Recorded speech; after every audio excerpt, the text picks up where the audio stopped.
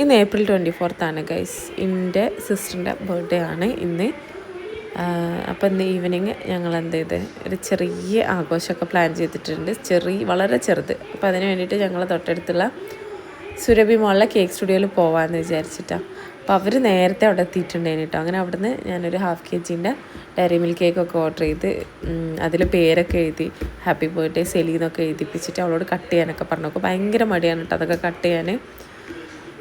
ഞങ്ങളെ ബർത്ത്ഡേ ഒന്നും അങ്ങനെ ഇതുവരെ ആഘോഷിച്ചിട്ടില്ല, കേക്കൊന്നും കട്ട് ചെയ്ത് ആഘോഷിച്ചിട്ടില്ല. കുട്ടികളതൊക്കെ അങ്ങനെ ആഘോഷിക്കാമെന്നല്ലാതെ. പക്ഷേ ഇത് നമ്മൾ പറഞ്ഞതിന് നിർബന്ധിച്ചതിൻ്റെ പേരിൽ അവൾ കട്ട് ചെയ്ത് എല്ലാവരുടെ വായിലും ചെറിയ പീസൊക്കെ ഇട്ടെന്ന് ഞാനും കൊടുത്തൊരു ചെറിയ പീസ്. ആമിക്കുട്ടിക്ക് ഭയങ്കര ഇഷ്ടമായിട്ട് കേക്ക്. സംഗതി നല്ല അടിപൊളി കേക്ക് തന്നെ കേട്ടോ. ഇതിൽ പകുതിയിലേറെ ആൾക്കാർക്ക് മധുരം ഇഷ്ടമില്ലാത്തതല്ല കേട്ടോ. പക്ഷേ ആ കേക്ക് നല്ല ടേസ്റ്റ് ഉണ്ടായതുകൊണ്ട് തന്നെ ഏകദേശം പകുതിയോളം കഴിച്ചിട്ടുണ്ട്. ഇനി ബാക്കി ഞങ്ങൾ പാർസൽ ചെയ്യാൻ പറഞ്ഞു. ഇപ്പം അമ്മ 10 ഒക്കെ വീട്ടിലുണ്ട് അവർക്ക് വേണ്ടിയിട്ട്.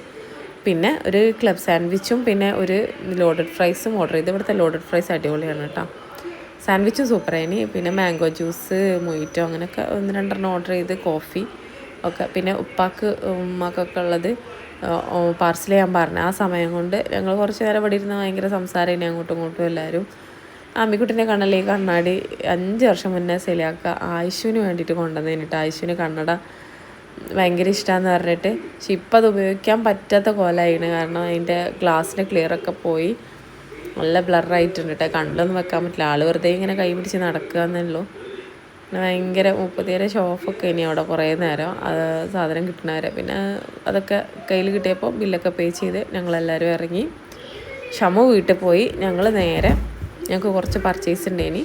അപ്പോൾ അതിൻ്റെ ഇടയ്ക്ക് സെലിക്ക് ജോറ് ഗിഫ്റ്റൊക്കെ മേടിച്ച് കൊടുത്തിട്ട് ഒരു ജീൻസിൻ്റെ പാൻറ്റ് വേണമെന്നൊക്കെ പറഞ്ഞിട്ട് അവന് അതൊരു ഗിഫ്റ്റാക്കിയിട്ട് കൊടുത്ത്. പിന്നെ നേരെ ഞങ്ങൾ നെസ്റ്റോയിൽ പോയി കുറച്ച് വീട്ടിലേക്കുള്ള സാധനങ്ങളൊക്കെ മേടിക്കാനുണ്ടേനി. അതൊക്കെ മേടിച്ച് പിന്നെ ആമിക്കുട്ടിക്ക് ഒരു പോപ്കോണൊക്കെ മേടിച്ച് കൊടുത്ത് ഞങ്ങൾ നേരെ വീട്ടിൽ പോയി.